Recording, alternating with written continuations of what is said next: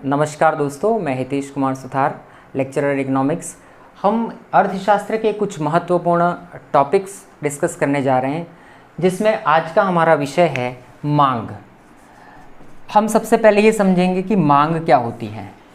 Demand को पढ़ने से पहले इसके कुछ तत्व है, इसके कुछ एलिमेंट्स हैं, उसको पढ़ना ज़रूरी है। यदि ये 5 तत्व पूरे हो जाते हैं तो हम किसी डिज़ायर को, किसी इच्छा को मांग कह सकते हैं। जैसे किसी वस्तु को प्राप्त करने की इच्छा, जिसको हम कहते हैं डिज़ायर। यदि आपको किसी वस्तु को प्राप्त करने की इच्छा है, आप चाहते हो कि मुझे कार लेनी है, तो यह आपकी इच्छा हो गई। यदि आपके पास कोई इच्छा है और उस इच्छा को पूरा करने के लिए आपके पास में पर्याप्त संसाधन है, यदि आपके पास उस कार को खरीदने के लिए पर्याप्त मात्रा में रिसोर्सेज हैं, तो ऐसी स्थिति में हम कहेंगे ये दूसरा तत्व भी आप पूरा कर रहे हैं। जैसे 5 लाख रुपए की एक कार है, आप इसे खरीदने की इच्छा रखते हैं। यदि आपके पास 5 लाख रुपए भी है, आपके पास रिसोर्स भी है, लेकिन यदि आप उन रिसोर्स को उस पर खर्च करना नहीं चाहते हैं, तो वो इच्छा मांग नहीं बनेगी। तो तीसरा इसका महत्वपूर्ण तत्व है इन संसाधनों को खर्च करने की तत्परता। संसाधनों को खर्च करने की तत्परता कितनी है, विलिंगनेस टू पे है या नहीं है। यदि 5 लाख की कार है, इच्छा भी रखते हैं, आपके पास में उतने पर्याप्त संसाधन भी है और आप उन संसाधनों को खर्च भी करना चाहते हैं। जब आप खर्च करेंगे तो कार की एक निश्चित कीमत है, और जब आप खरीदेंगे तो एक निश्चित समयावधि होती है, एक निश्चित समय होता है। तो यदि ये 5 तत्व पूरे होते हैं तो कोई इच्छा हमारी मांग बन जाएगी। जब प्रभावी मांग होती है उसे हम डिमांड कहेंगे। इच्छा प्रभावी कब होगी? जब इच्छा के साथ साथ आपके पास संसाधनों को खर्च करने की तत्परता और एक वस्तु की निश्चित कीमत होगी, और जब उस वस्तु को आप खरीदेंगे तो एक निश्चित समय होगा। तो जब ये 5 तत्व मांग के पूरे होते हैं, ऐसी स्थिति में हम उस इच्छा को, उस प्रभावी इच्छा को मांग कहते हैं। आगे हम देखेंगे कि मांग और मांग मात्रा में क्या अंतर होता है, मांग एवं मांग की मात्रा में क्या फ़र्क होता है, हम किसे मांग कहें और किसे मांग मात्रा कहें। एक टेबल बना के हम समझ लेते हैं इसको कि ये वस्तु की कीमत है, माना कि x वस्तु की कीमत और x वस्तु की मांग मात्रा दे रखी है। जैसे x वस्तु की कीमत 5 रुपये है, माना कि इस मार्कर की कीमत है वो 5 रुपये है, तो 5 रुपये कीमत पर इसकी डिमांड 100 इकाइयों की जा रही है। जैसे ही कीमत बढ़ के 10 रुपये प्रति इकाई होती है, ऐसी स्थिति में वस्तु की मांग घटकर इससे कम हो जाएगी, माना कि 70 इकाइयाँ हो जाती हैं। जैसे ही कीमत बढ़कर 15 रुपये प्रति इकाई हो जाती है, तो ऐसी स्थिति में मांग मात्रा और घटकर कम हो जाती हैं, माना कि 40 इकाइयाँ हो जाती हैं। तो ऐसी स्थिति में हम कहेंगे यदि विशिष्ट कीमत, ये विशिष्ट कीमतें हैं अलग अलग स्पेसिफिक प्राइस पर, यदि स्पेसिफिक डिमांड की बात करें, तो जब स्पेसिफिक बात आती है तो उसे हम क्वांटिटी डिमांडेड कहेंगे या उसे हम मांग की मात्रा कहेंगे। जब भी मांग की मात्रा पढ़ते हैं तो हमें एक शब्द ध्यान रखना है, वो रखना है विशिष्ट। जब स्पेसिफिक की बात आती है तो उसे हम क्वांटिटी डिमांडेड कहेंगे, लेकिन जब हम सारी संभावित कीमतों की बात करें कि ये विभिन्न संभावित कीमतें हैं और इन सभी संभावित कीमतों पर क्या संभावित मात्राएं मांगी जा रही हैं, तो जब बात पॉसिबल प्राइसेस और पॉसिबल क्वांटिटीज़ की आती है, देन उसे हम क्या कहेंगे, मांग कहेंगे। जब संभावित कीमतों की बात आती है और संभावित मांग मात्राओं की बात आती है तो उसे हम मांग कहेंगे, और जब विशिष्ट कीमत पर कोई मात्रा खरीदी जाती है या मांगी जाती है तो उसे हम मांग की मात्रा कहेंगे। अब हम देखते हैं कि मांग की शेड्यूल क्या होती है, हम मांग अनुसूची किसे कहें। जब भी मांग की अनुसूची पढ़ते हैं तो नाम से ही क्लियर है कि अनुसूची का मतलब एक टेबल होती होगी।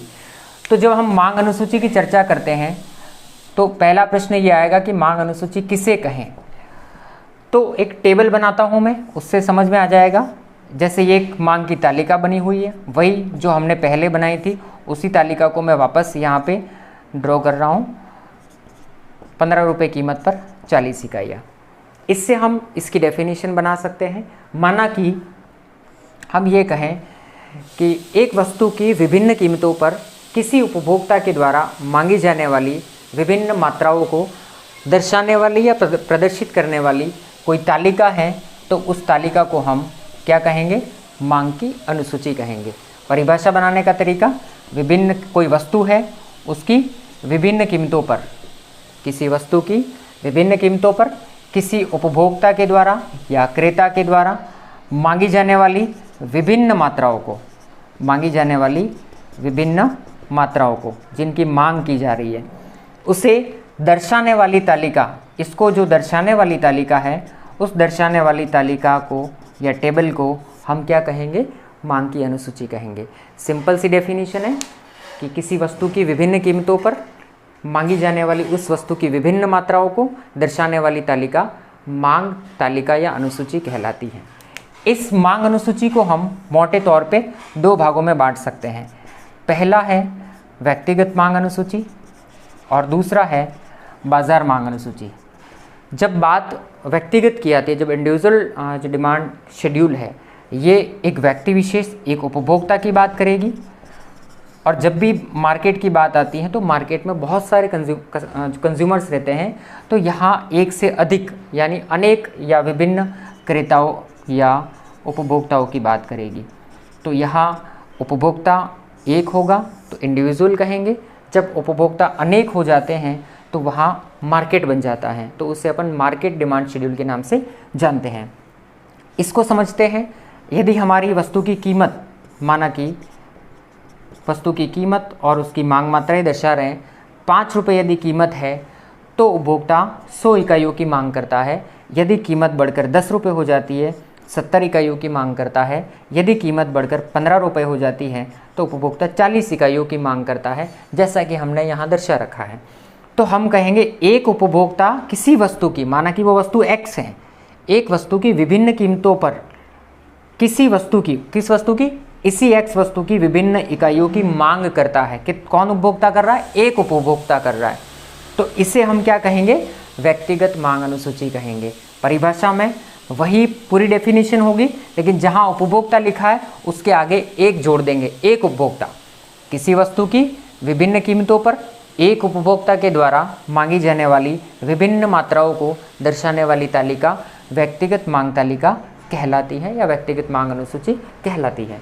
जब बात बाजार मांग अनुसूची की आती है तो थोड़ा सा डिफरेंस आता है। वो डिफरेंस ये आएगा कि वहाँ जो बायर्स है, जो कंज्यूमर्स है, वो बढ़ जाएंगे।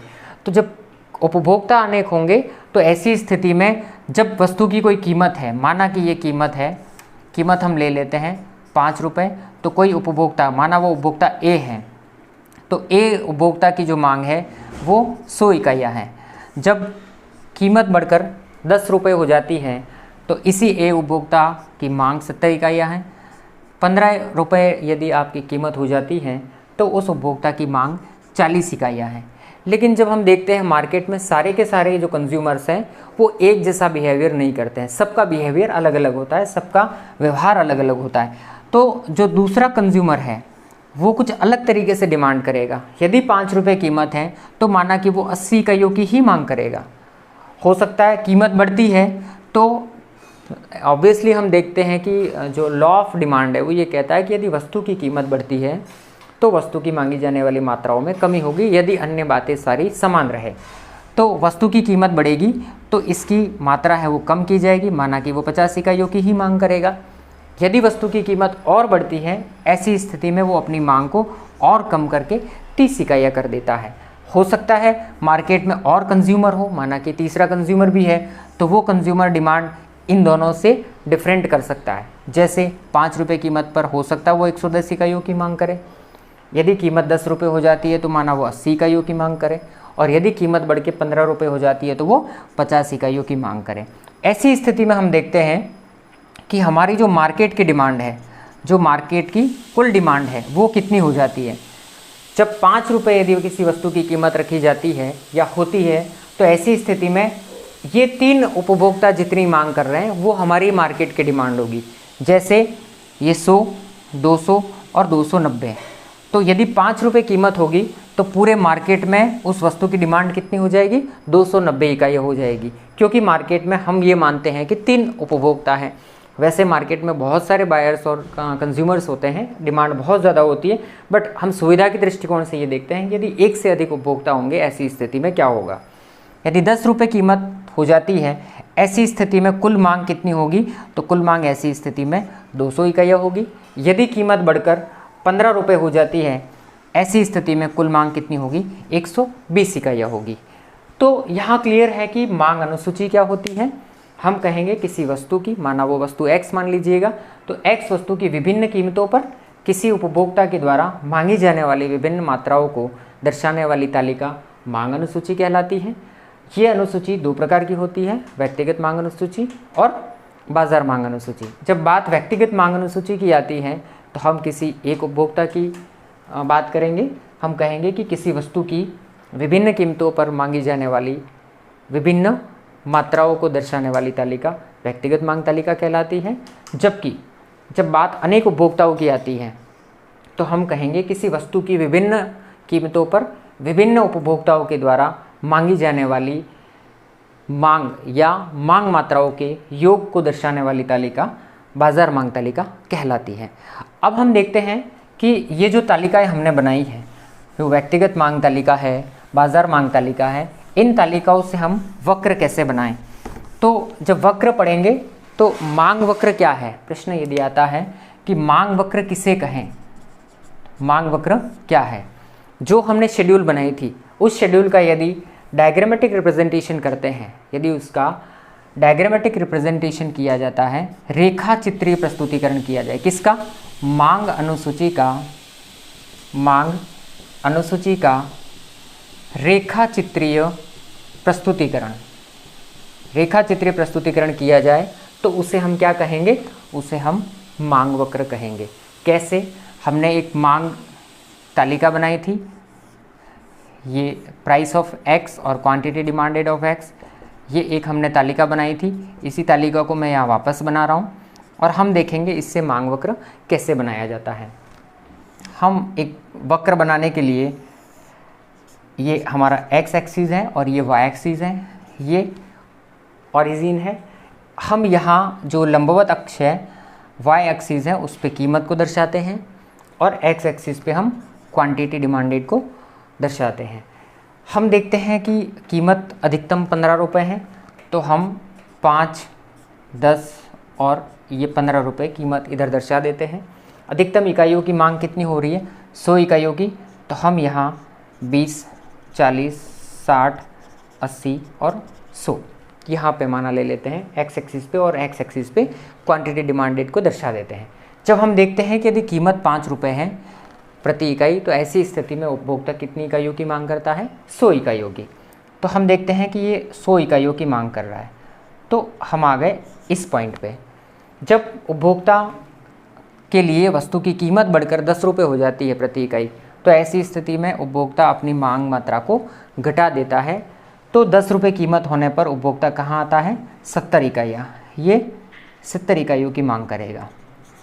यदि वस्तु की कीमत बढ़कर 15 रुपये प्रति इकाई हो जाती है, ऐसी स्थिति में उपभोक्ता अपनी मांग मात्रा को घटाकर 40 इकाइयाँ कर लेता है। तो हम यहाँ ड्रॉ करेंगे, यदि 15 रुपये कीमत होती है तो ऐसी स्थिति में उपभोक्ता 40 इकाइयों की मांग करेगा। यदि हम इन सारे बिंदुओं को मिला लें तो इसका जो लोकस होगा वो हमारा डिमांड कर्व होगा, वो हमारा मांग वक्र होगा। इसी तरीके से हम व्यक्तिगत जो हमारी मांग तालिका थी या मांग अनुसूची है उसका हम रेखा चित्रीय प्रस्तुतिकरण करें तो व्यक्तिगत मांग वक्र कहलाएगा। जो हमारी बाजार मांग अनुसूची थी उसका यदि हम रेखा चित्रीय प्रस्तुतिकरण करें तो वो बाजार मांग वक्र कहलाएगा। जैसे अनुसूची के हमारे 2 भाग थे, ठीक इसी प्रकार से मांग वक्र के भी 2 भाग होंगे। पहला व्यक्तिगत मांग वक्र, इंडिविजुअल डिमांड कर्व, और दूसरा होगा मार्केट डिमांड कर्व, बाजार मांग वक्र। तो आज हमने ये देखा कि मांग क्या होती है, मांग कैसे निर्धारित होती है, मांग के तत्व क्या क्या हैं, उन तत्वों के पूरा होने पर कोई इच्छा हमारी मांग बन जाती है। मांग अनुसूची क्या होती है, अनुसूची कितने प्रकार की होती है, मांग वक्र किसे कहेंगे, वक्र कैसे बनाया जाता है, वक्र कितने प्रकार का होगा और मांग मात्रा में क्या अंतर होता है। अगली जो क्लास आएगी हमारी उसमें हम मांग के फलन को देखेंगे। मांग को कौन कौन से ऐसे तत्व हैं जो निर्धारित करते हैं, उन तत्वों के विषय में चर्चा करेंगे। साथ ही साथ मांग का जो नियम है जो इम्पोर्टेंट है, और मांग वक्र के दाईं ओर ढालू होने के कारण, बाएं से दाएं नीचे की ओर ढालू होने के कारण, साथ ही साथ मांग के नियम के कुछ अपवाद जो कि परीक्षा के दृष्टि से बहुत ही उपयोगी हैं, उनकी चर्चा हम अगले वीडियो के अंदर करेंगे। धन्यवाद।